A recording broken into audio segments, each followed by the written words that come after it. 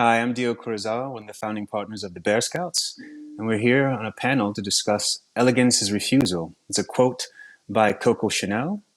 We can draw many conclusions from this quote, but you know, based on today, however, considering the inequalities, vast inequalities that exist in the capitalist society that we live in, I find this refusal to be an appropriate stance against a system that fosters these insecurities.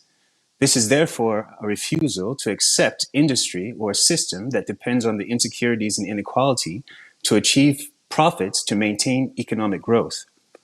How would Coco Chanel feel about the industry today?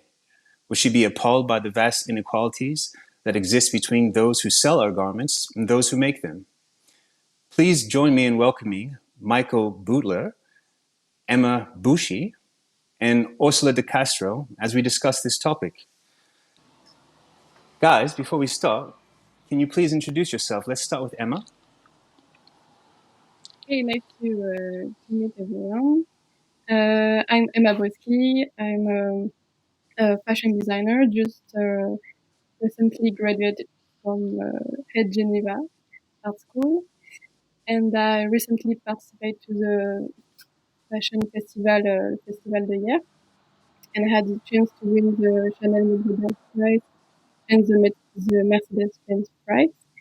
So in my practice, I like to inspire myself of agriculture and of the rural areas, domestic know-how, and now I try also to bring old craft back and to transmit all my know-how. Very nice. And Michael. So hi, I'm Michael Beutler. I am the Sustainability Operations Director at KERING Group. I've been there actually for quite a while now and sort of seen the transition of the industry. I'll say from an industry where people didn't really think about where clothing was from and how it was made to an industry now where transparency and accountability is becoming, I'll say, the watchword of the day in sustainability. And you're really seeing much more consumer awareness around sort of the origin of things. We're really asking more questions like we used to do with food, which is what we need to do now with fashion. Nice. And last but not least, Ursula. I'm Orsola de Castro, and I am the Global Creative Director and co-founder at Fashion Revolution. For everything else, I have a bit of an identity crisis as to what I am. I'm a recovering fashion designer. I am a curator, a promoter, and a mentor for young, sustainable designers. And somebody recently described me as an agitator in chief and a fashion thinker. So make what you want of it with this funny journey. But I am very committed to making this industry better, and above all, very committed to discuss today what luxury really is and what refusal really means for me. Beautiful. Thank you for that, Ursula.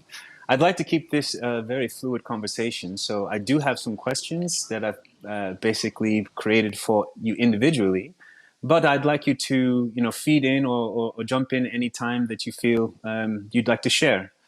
We'd like to first start with Michael. Michael, you said you've been at KERING for some time, and based on what I've seen and read from you, you've done a great deal based on your environmental, as far as reducing the environmental footprint or the carbon footprint of the brands at KERING.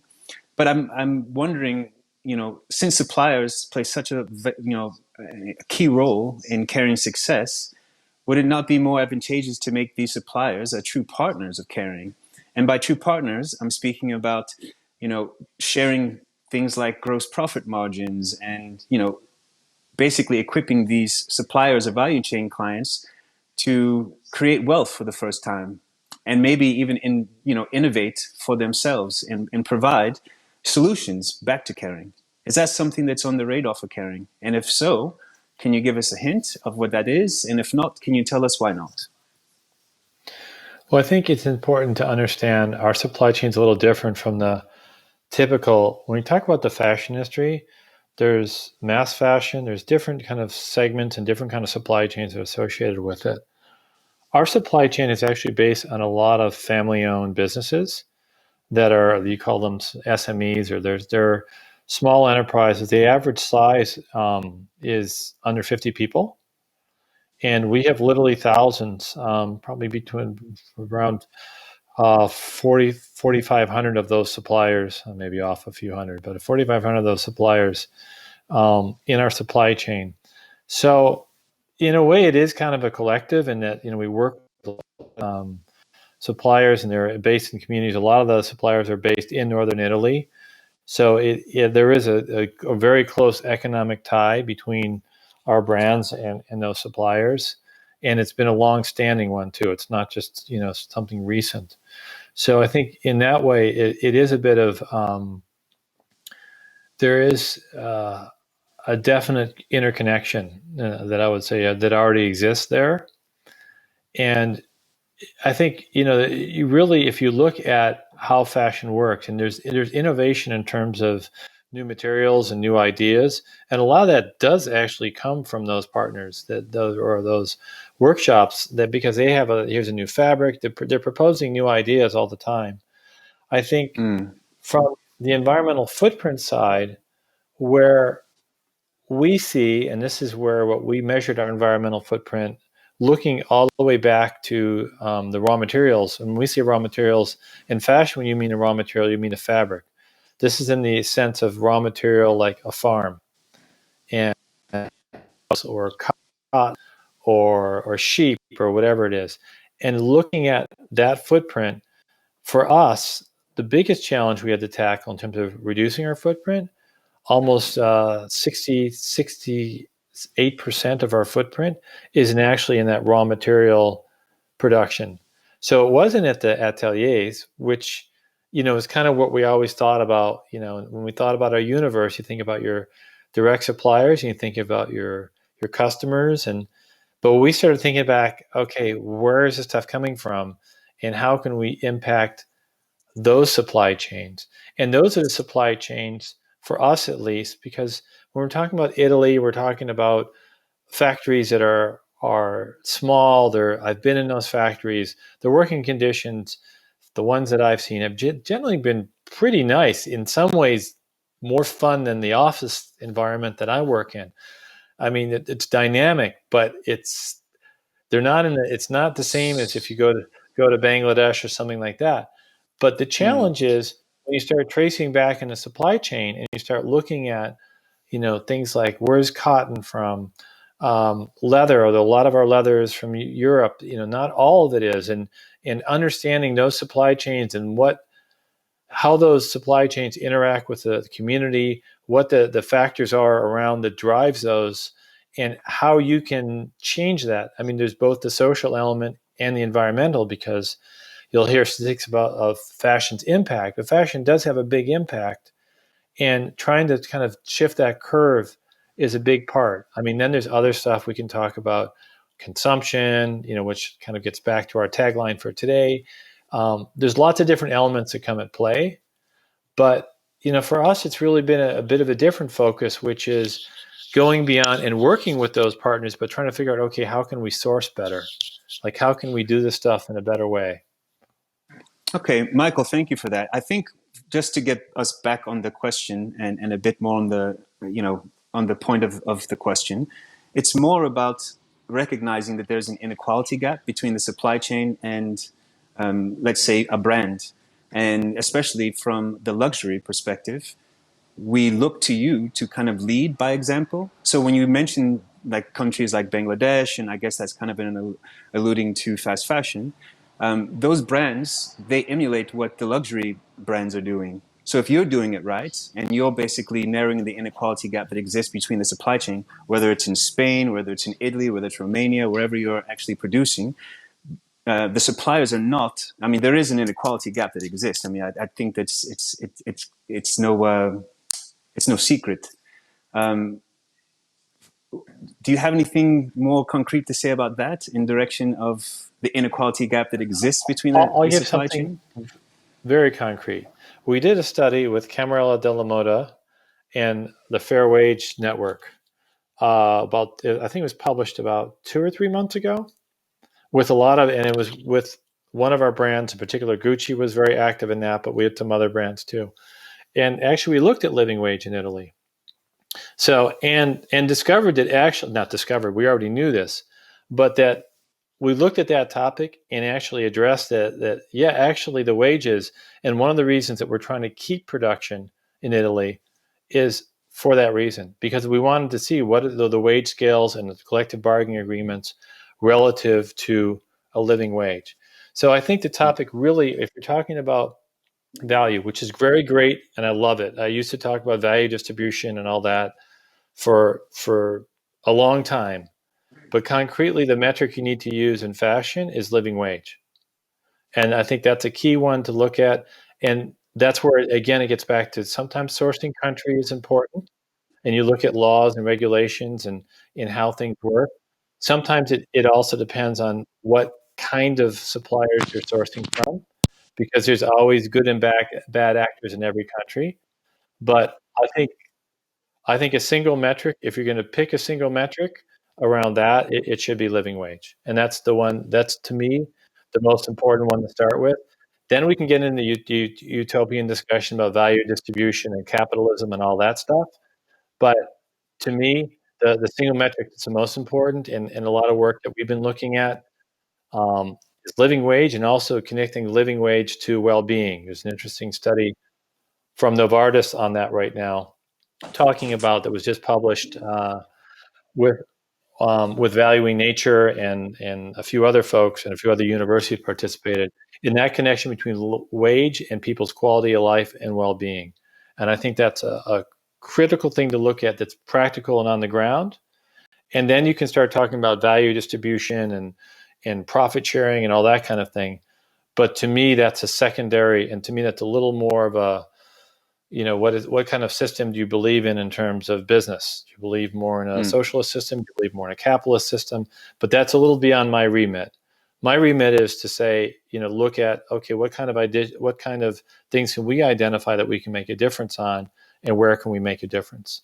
And where I've seen the biggest gap in our context is going to the raw material, because the further you get away from, say, the production of what you see and all that, when the further you get into the supply chain, the deeper the issues and the problems can be. And they go well beyond that. Gets into not just issues of wage, but issues of personal freedom, all those different things that can come into play with raw materials, is where I think, at least for us, is where the biggest challenge lies.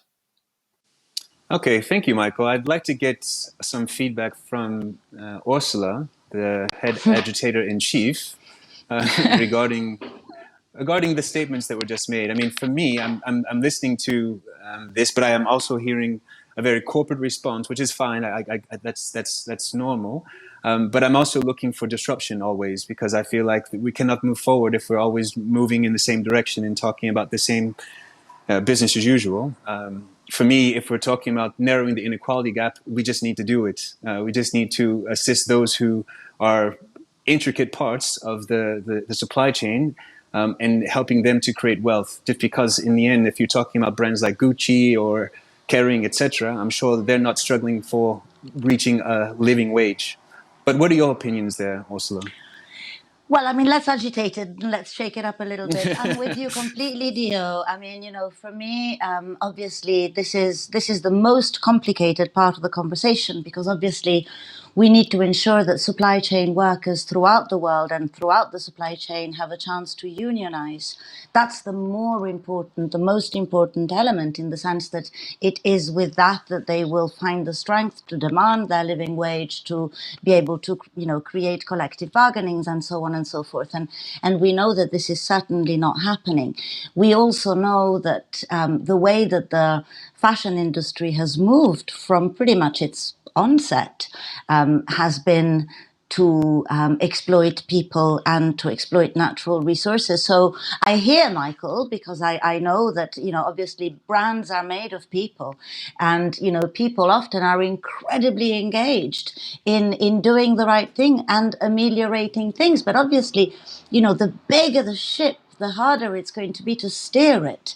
And this is what I find interesting. For me, it's this conversation around the size and the capability of the mainstream industry versus the new players, such as someone like Emma that we will hear from in a little bit, and the designers that I have the honor and the pleasure to mentor and work with. For me, the point with luxury is that I refuse to accept it. I refuse the name luxury unless it is 100% traceable. So that is my main point when it comes to my own judgment, my own value judgment. I want to know every step of the way from the raw material to every hand that made it. And I also want to imagine an industry that affords, as you say, luxury to the people that make those luxury products. So the more a product is luxurious, the more I and many more customers want to know that it is affording a very dignified life to those highly skilled individuals that are producing it. I come from Venice originally, and in Venice, one of the images that stuck with me was seeing the people selling fake luxury in front of the luxury stores. And, I looked at that product, which is often, we know, coming from, subcontracting or from the factories themselves that are producing luxury in excess. And I wonder what's the difference. We know that a fake product is potentially, feeding a, exploitative supply chain, but do we have the pedigree, the impeccable 100% pedigree from the luxury brand that's standing behind the fake, luxury being sold of that? And, pedigree, luxury, it's all down to that, intrinsic total traceability of, from the very origin. And for me, that needs to be visible, that needs to be disclosed so that customers can make up their mind. What's luxury to you? For me, something that doesn't have a human handprint, that doesn't have a human mistake, that doesn't have that guarantee that every single step of the way, this luxury product, it's doing its best to really be luxurious for the planet, luxurious for the resources, and luxurious for everyone that has made it, then I refuse to accept it as luxury. Oh, that's quite insightful. Thank you very much for that, Agitator-in-Chief. I couldn't agree more. Let's actually bring Emma into the conversation. I'm sorry to be ignoring you. Actually, I'm quite inspired by the work that you've been doing as such a young designer. But I do have some questions as it relates to your goals and some of the things that you're involved in at the moment. And I just wanted to know, does your desire to create in a rural and agricultural area limit your ability to create in any way so far? I would say it can be seen as a limit, but for me it's quite the opposite. Like it's a driving force, a source of an infinite creation. And I like to work with artisans, with the agriculture, with nature. So it will be more in a urban environment. My creation will be limited. Yeah. And can you tell me if you've been inspired by any of this disruptive activities with regards to bioplastics, biomimicry, lab-grown cottons? Are any of those things enticing to you at all? I know that you're very focused on, utilizing things that are close at hand to you, but are any of these new innovations inspiring to you? Yeah, actually for a long time I was fascinated by the idea of finding a new material, something will revolution the textile industry, like biotechnology, or for example, I work a lot, I experiment a lot with Susan Lee kombucha leather recipe. Okay. But at the same time, I also realized that there are already a lot of incredible material that have made their proof since millennia, and they kind of disappear today. And then, so I try to focus more my work on rehabilitating and bringing back to life this know-how, which makes the beauty of, and the richness of our regions. And finally, I work a lot with museum to find the tools, to find people who still know the gesture. And for example, I did this kind of work for rice straw. And what I like the most is work with living things. So whether it's growing leather with bacteria or growing straw, for me it's the same pleasure and the same experimentation. Oh, so you're actively involved in that already, which is very amazing. I mean, can you tell me a bit more about your? I saw noted that you're very interested in having your own farm and using, the yield from your own farm to create your own garments. Are you already on that track, or is this something that's more aspirational? Yeah, I started concretely like recently. I started to plant some rye in the fall to be able to produce my own straw with the help of my farming family. And this is the first plantation, so I think I will doing several tests to see when is the best time to harvest the straw and why rye is hardly cultivated for the straw. So there is not so much information, and I think it's a first step. And I wish I could cultivate other materials in the future, but I have to start with something. And Nice. I like sorry. I like to take time to do things well, and for me, it's completely into a circular fashion, like to create the plant from the plant to the garment. Also from the also the consuming and selling, and make last the clothes as long as possible. It's like an holistic question. That's amazing. And can you tell me are you embracing circularity at all? And when I say circularity, I know you've mentioned that you're conscious of it, but are you actually implementing circular practices as a young designer already? Yeah, I think it's a little scale for now, and I want to stay little also. And yeah, circularity is a vast question, but I think I try to make every step circular and logical, but yeah, it's hard to make everything. I think I still make some mistakes, and but it's okay. I'm learning. We all learning. Yeah. So, Amazing. I'm very inspired by. Conversation. I'm going to say I Yes, have jump the in. pleasure to jump in. I have the pleasure to mentor Emma as part of the Mercedes-Benz HYERES activation. And my Amazing. colleague Tamsin Blanchard, who is the brilliant Fashion Open Studio curator, and I were blown over.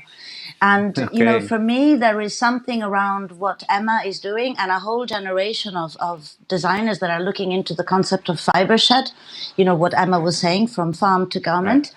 I mean, that to me is absolutely the height of innovation. Yeah. We've seen it in food. We're beginning to see it in some amazing beauty brands as well, really looking after that, original ingredient. But in fashion is, you don't think, oh, let me just grow my own cotton and make my shirt from it. And yet, at the end of the day, if we are going to work in tune with nature rather than against it, this is the technology. This is the future. This is where we're going towards. And it's so much more exciting than an app or or I don't know, all these things Granny doesn't understand. But Right. this is this true, intimate, poetic technology that we're moving towards, which defies scale. But as Helen Crowley from KERING taught me in one of her talks, it may defy scale, but it allows replication, which is Yes. healthier, more just, and infinitely more, I feel right for a world of so many billions of people. How can we scale one to exploit Without the other. millions? Wouldn't Yeah. it be better to just, replicate hundreds of Well, thousands to to give flip the support to script the communities? to flip the Michael, script please on jump this, in. and I'm Yeah. speaking more just from my own person. If you imagine fashion was like food, imagine if all we had in the world was chain restaurants. And that's kind of what I think, and I obviously I wasn't alive 150 or 200 years ago, but if you went to Scotland, there might be a farm, next to the farm, someone, maybe spinning the wool. Actually that was a lot of, even in the U.S. where I grew up, there was mill towns. There was a long history of sort of local production, and people would specialize and be very good at it. And that's what they were known for. And if you think of food in that, well, I think of food in two ways. One, a restaurant, that's part of what you get, local cuisine. Ideally, it's being locally grown too. But what's happened in fashion, because of vast population growth, because of industrialization, because of all the forces of an economic sector that rewards growth and rewards profitability, of course, we've found ourselves in this situation. And it may make sense for some things like automotive, and that's where I started. Automotive, it takes it takes a lot of capital to make a car. I mean, it's not easy. It's not like you can't just go stitch it together, literally. There's a lot of, and it's, safety and all that stuff. But even automotive, Tesla kind of flipped the switch. Because I'll be honest, and I was in California then, when I first heard about Tesla, I was thinking, like, cars are complicated. There's all these safety stuff. You have to store parts for 10 years. If something goes wrong, and there's some issues with Tesla. They're not perfect, but, they created a whole new concept in a sector that really, to me, was one of the most difficult. Probably the most difficult is aviation, and even the biggest aviation companies can't always get it right too, as we've seen recently. But it's interesting because, fashion, to me at least, started as something that was very local, just like food has. And then it kind of went through all these stages to where now, you go almost anywhere in the world and it's a little bit of monoculture. So that's one of the challenges we have in the fashion world today. It's not just a fashion challenge, it's a life challenge. It's a cultural challenge. It's the plus side of gold. There are some positives of globalization, because also sometimes you can have the dark side of local and nationalism and all that stuff, which we see today and all it. But it's kind of taking the best, and the best of, to me, the best of local is, let's show what can be done with a design using traditional fabrics, using from traditional farming, from a whole line of thinking that's idiosyncratic to that particular area, and even in the designer thinking, taking all that into account. It's really interesting to me. That's much more interesting than this kind of mass design, which will be replaced by artificial intelligence, which will you can go on and on. So to me, it's very interesting. And also, many years ago, I worked for a company called Autodesk. And Autodesk was interesting because they created a program called AutoCAD. And before then, if you were an industrial designer, like, you had to buy these really, really big, expensive systems. But AutoCAD, I mean, it's not, I won't say it's relatively inexpensive. And they used to say what it did is it democratized design, because anyone could design with it. And I thought that was really cool, because it put like power into people to, create anything, and if you want to create I don't know, the next cool candle holder, or the next cool, like, you want to reinvent the fork, you could do it in that. You could create a building, you could create anything in there. And I thought that's really interesting is how, maybe back to what you were saying, but saying it a little different way, is how do you democratize fashion? How do you democratize it? Because it's not a democratic system right now. Not really. How do you democratize it? How do you make it that people can play in it at various levels?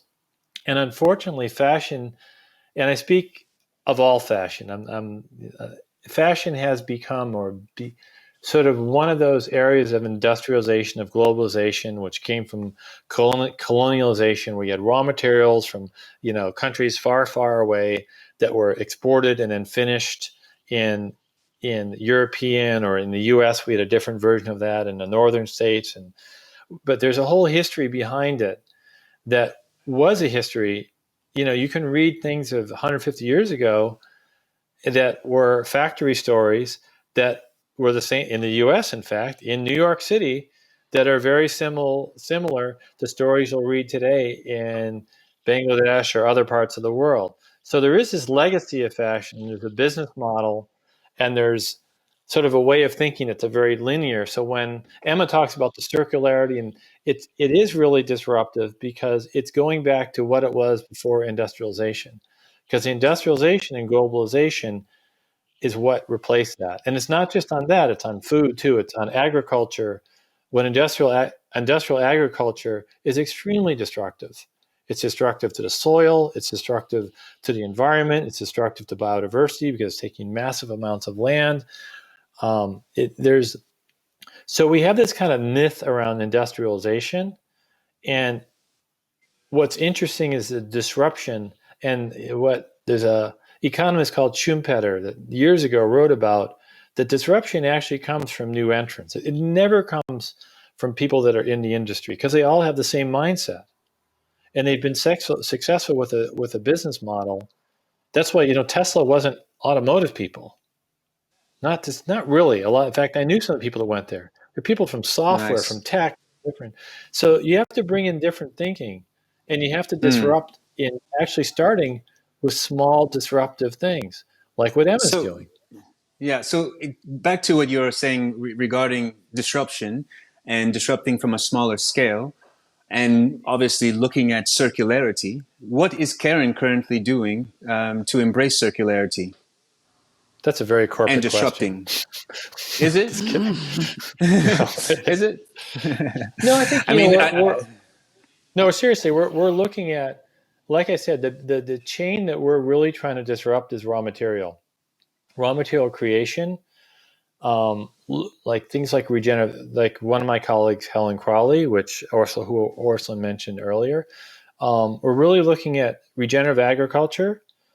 Because that's a driver of biodiversity, that's a driver of carbon footprint. There's some estimates that the fashion industry generates 10% of the world's carbon, but a lot of that, what we've seen, it comes from the actual creation of the raw materials. So obviously looking for innovative raw materials is part of it, but yet those raw materials have not yet become, I'll say, turned the corner on being able to scale with them, and they have the length of use. I mean, part of the problem we have, and this is a story I love to tell, but I sat at a panel at Premier Vision next to a gentleman he was a designer from another luxury group, and he used to be a buyer, which is very unusual to have a buyer transition into being a designer. And I wish I knew his name, but I'm really bad with names. And he was but he did menswear. Might have been Dior, I'm not sure. And he was saying, I want to tell you about this material. This material, I discovered, it can hold 6 times its weight in water. It can regulate temperature. You can get it in any kind of finish or color that you like. It's really an amazing material. Do you know what it's called? Everyone's like, what? He said, wool. And part of the problem is some of our natural materials are really, really amazing materials. Leather is an amazing material. You can talk about the ethics and the meat and but as a material, it's very durable, and it's very durable, and you can make different colors and different finishes. And so one of our challenges in the industry, and it's funny, I talked to someone the other day who was talking to me about mushroom leather. He said, you know what? I'm not going to call it mushroom leather because it shouldn't be trying to replace leather. Actually, that company also had tanneries and other things. So there's a reason he was saying that. He's saying what we need to introduce, but he's right about this. We need to introduce it as a new kind of material, not to say it's leather, it's something different. And so part of the challenge is coming up with these new things, but they really are sustainable, not just like because remember, a new material that was made very popular probably about 70 years ago was plastic. It was amazing. It seemed unlimited. You had all this petroleum. There was no end in sight for plastic. So you can have the law of unintended consequences. And so I think, one of the things when we look at new materials, we got to look at the impact. We got to look at the full circularity of it. One of the things we started measuring now is the end of life, which kind of to make our stuff circular, is we've always measured from, we call it from cradle to grave. But now we're measuring, okay, well, what actually, I'm sorry, we did cradle to gate, which is what was the impact of making the clothes, the boots, whatever, the purse. What is the impact of making it once you give it to the customer? But now what we're looking at, okay, how is the customer using it? Is it recycled? Is it this? Is it that? What's the end of life? Can it be transformed back into a new product? And actually measuring that footprint all the way, and then finding the things that actually reduce that footprint, either at one end or the other, or both, is going to be the key, and then scaling them. So where we started with regenerative agriculture. Right. So in the end, the question about circularity, I'm not really hearing a response. It says that you're really doing something towards circularity, but I'm going to move on. And I got a question I made the response, but I'm not sure you were listening to the response. Understand it. No, maybe I don't understand. I'm basically looking to understand what current activity that KERING is engaged in that is embracing circularity. If you want me to tick off projects in terms of regenerative agriculture in New Zealand, CQ wool, I can tick off things, cashmere in Mongolia. I can do like a laundry list of projects that we're doing. So at the end of the day, circularity from South Africa on lamb. There's a lot of different, but they're at agricultural level. They're agricultural projects that look at create a regenerative agriculture. Circularity within agriculture is really important. Right. Obviously not from a product perspective. So from, as you said, cradle to gate, you're not looking from the design element first and raw materials, production, etc. You're not looking at circularity from that perspective. You're looking more from an agriculture perspective, correct? We're looking at providing the most sustainable raw materials to our designers and creators possible. That's where we feed it. So what we've done to make this clear, and I think this is important, it's easy to skip over and oversimplify, is re-engineered our supply chain by looking at where the highest impact raw materials are and transforming the production of those raw materials. That's step one. Step two is then looking at new innovative materials that can potentially replace those. But there's a huge difference when you look at, for instance, leather and agricultural systems around leather. You'll have like 10 to 12% of carbon in the soil that's released in unsustainable agricultural systems. That's climate change. It's not a joke. It's a very serious matter, and fashion is a very big part of that, even though we have a part of with the leather and sheep and whatever. But how you do agriculture on the ground can have a huge impact in terms of the entire footprint of a product. And as I said, the science told us the biggest impact is actually in the creation of those raw materials. Then you got to follow through. And of course, there's things you can do with heavy metal-free tanning. You can do things with water-free dyeing. And there's all kinds of other CO2 dyeing. There's lots of technologies. And we work with incubators like Plug and Play and Fashion for Good. And we're doing all that too. But where I'm saying is the most tangible bang for the buck right now, if you really want to make a difference, is the agricultural systems that we have today. There's something like 40 harvests left on the planet if you keep the same agriculture as we have today. 40 harvests. We need to make a big shift, and fashion is part of that shift. Emma, sorry, you wanted to interject? Yeah, I agree that that agriculture is one of the key, but I think like the two key of sustainability are nature and humans. And even if humans is not quantifiable with footprint and everything, I think we don't have also to forget it, because it's more like ethics. And yeah, as you made the comparison with the food industry, I would say that maybe we don't need new ingredients. Like we just have to see what we have and do it better, I think. Thank you, Emma. Ursula, agree. before we Yeah. lose time, I want to discuss, I want to talk to you a bit.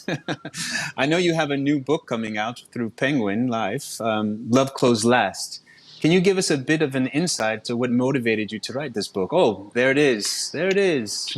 And when is it available? It's yeah. Well, I'm on my desk, so I wasn't motivated to write a book. I was picked up on Instagram, rather like Kate Moss was discovered on an airport from her agent. So somebody Beautiful. wrote to me saying, "Would you like to write a book on mending?" And I said, "I can't mend. I'm really bad at mending, and I don't really think that I can do a how to mend, but I can certainly do a why to mend." And the thing for me is that it is just as important that we learn to repair our clothes, but there's going to have to be a lot of repairing of broken systems to do in the future. And I pick a little bit back on what Michael was saying around agriculture, and we're going to have to give back land to the earth, and we're going to have to give back land to the people from whom we've stolen it. And this is also repairing. So my book is about repairing. So I go from my own wardrobe, because I believe that the second somebody buys something, they enter the value chain and the supply chain. The supply chain is not some faraway land. It's every morning when you get dressed, you're in it. So you have a huge responsibility to make it better from your moment onwards. And so I talk a lot about quality, and I don't think it's rhetorical, but I do look at certain pockets in the past where I feel that we provided a dignified industry and created beautiful and dignified products that last forever. And then I'm afraid, for me, there is a period within this kind of globalization when it really does become a joke, whether it's fast fashion or fast luxury. We totally enter this unimaginative, destructive, and utterly dangerous industry. I bring denim as an example, pre-distressed denim as an example, but unfortunately, I don't want to be rude here, but I also bring in my grandmother's Gucci bags as an example of how things were made and what they looked like when they were made, with that dignity that I'm talking about, that we need to find again. I don't know whether we've lost it, but we certainly need to find it. So that, in a nutshell, is the book. But the book is influenced by my relationship with Fashion Revolution, my team, and all of the global teams that we work so closely with, as close as possible with. And the truth is that Fashion Revolution believes that we need to we need to see a fashion industry that restores the environment, that conserves the environment, and certainly that values people and planet above profit and growth. And I think we need to be very careful with the language. So I try to be eloquent and articulate with my language. But, growth is not the same as abundance. And richness is not the same as prosperity. And those are the distinctions that we need to make. That's the conversations that we need to hear from those brands. Not this generalization of, as I said, the bigger the ship, the harder it is to steer it. But I would like to see abundance. And abundance means that Emma will sell lots in order to be able to feed her farm. And Emma's peers will be on our high street next to H&M and Zara and Gucci and Michael Kors. And I want to talk about, the concept of prosperity being equally distributed or more equally distributed along the supply chain, because we've got to give back to those people from whom we've taken mercilessly away.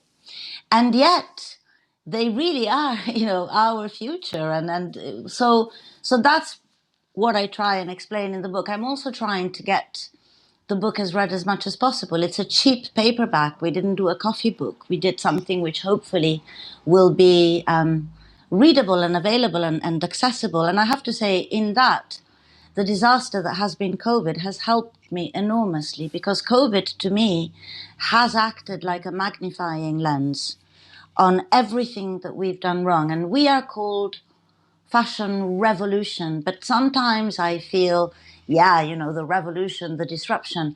But I want to look at the word revolution also in another way. I mean, that is the letter R before the word evolution. We need to evolve as people. And I wrote recently on a blog, the one technology we've not tried is to treat each other as equals. Until we do that, no technology will save us. No circularity will work. No fashion will ever be beautiful enough. So these are big changes. And as Michael said, they're not quite my remit, thank God. But it is my remit to talk about it. And it is my remit to talk about it with younger designers who are getting into the industry now and who have a different feeling from the CEOs that got into power yesterday. So hopefully, the book will touch and create when can some we changes. expect this? When can we expect the Dio, book? first of all, thank you so much for taking time in your summer to quote. But it's coming out in England on the 11th of February, in Italy in March, Beautiful. And then in France, but I forgot the date. Okay. Well, I have a few questions. Thank you for that. Thank you for that, Orsola. I have a few questions that I would like to get to, and then maybe we can go back to talking about some other topics if we have time. But this is actually a question for you, Michael. What are the main ways in which KERING is showing leadership for designers like Emma right now? In the real tangible terms, or in small designers who are setting the agenda in terms of sustainability and equality? Is small the only way forward because big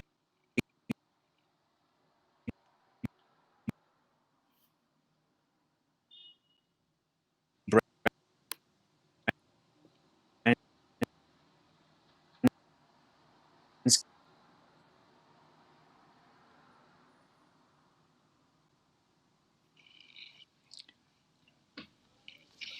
I didn't hear the whole question. No, I was wondering, is it me or have we lost Dio? I was wondering the same thing. Okay. Yeah. I think I know what the question was, and I'll try to answer it as best I can. I mean, there's a lot of things we do with young designers in terms of like London College of Fashion, with Tsinghua University, with we did stuff in the past with Parsons, with now with Institut de Fashion de la Mode. I probably just said that wrong.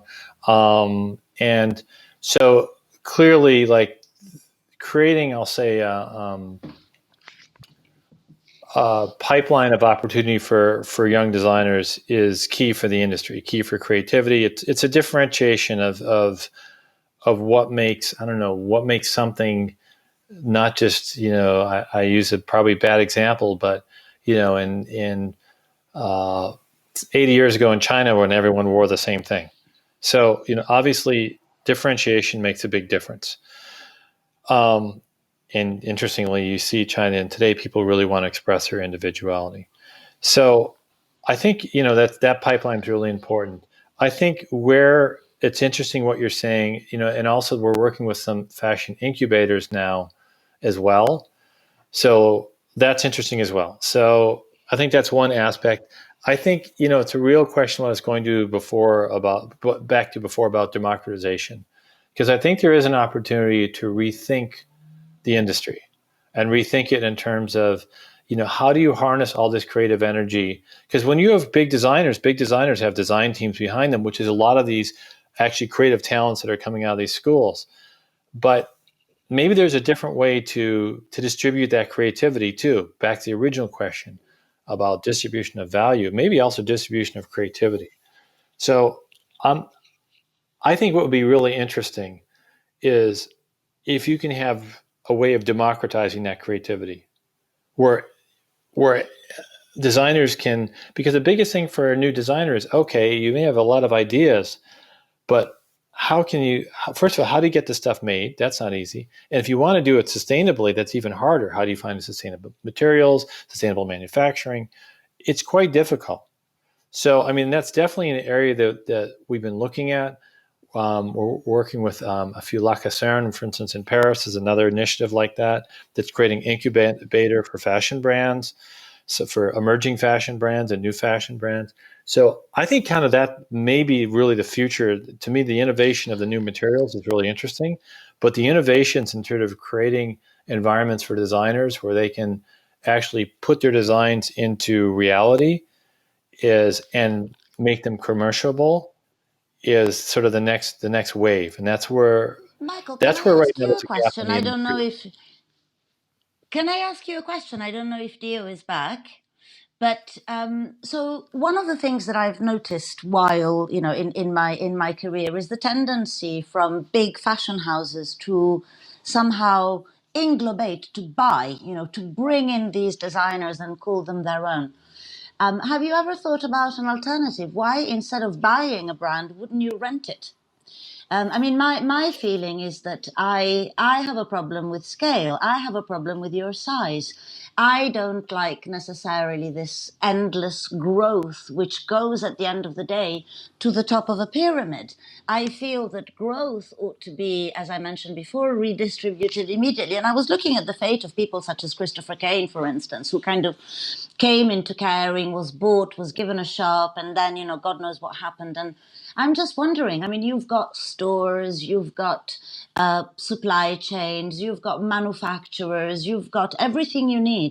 Why not rent a group of designers and incubate them that way, give them that visibility, give them the space for a period of years, and then just let them be? No profit to you, just to them. That's a fun idea. I mean, obviously, Thank you, Orsola. I'm not in a role, again, that's like way beyond my remit. No, I know. But I think that's a really interesting I was idea. just making up for Dio being gone.